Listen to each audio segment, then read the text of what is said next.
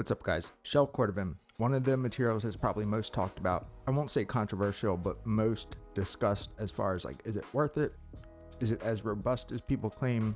Does it need to be babied? Can you be hard wearing on it and it still bounce back? So I think that's definitely subjective. There's a huge variety of leathers. Everybody has their own opinions. Everybody likes different characteristics of each, and everybody values those different characteristics on their own scale.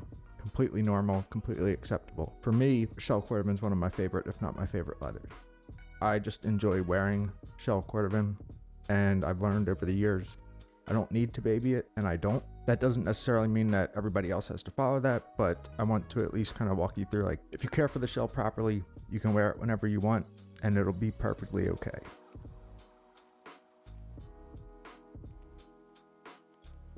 This wasn't supposed to be a video. I was just shoveling the driveway. For whatever reason, I decided to wear this color 4 Horween Shell Cordovan boot from Enzo Benafe. And here we are.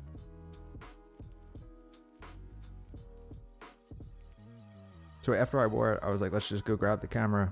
I'll record that I actually wore it out there, record what it looks like as soon as I took them off, what I did, and then immediately following that next morning, what they looked like and what I needed to do to get them back to be ready to wear again. The process is pretty straightforward. I wore these in the snow, fully saturated them. Again, not on purpose, that's just what happened, for about 2+ hours. Came right in, took them off, put the shoe trees in, and just laid them on their side and let them dry overnight. This dried from maybe 8 p.m. last night until 8 p.m. this morning, and this is what they looked like. I didn't even brush them when I picked these up. Picked them up, brushed them a little bit, and then put them on the table, set up the camera, and this is where we are. So as you can see, all I'm doing is brushing. I'm putting a little bit of water on the brush as I'm brushing them. There's no real method to this madness. It's basically just, I need to heat the shell up. I need to kind of spread those oils back out, and the water helps as a solvent to kind of accelerate that process.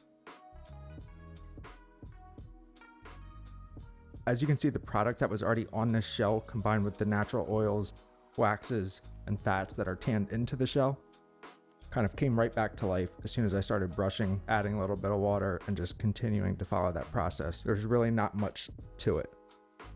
There's really no residual factor of that I wore them in the snow for 2 hours. They look the same as they did before, if not even a little bit better.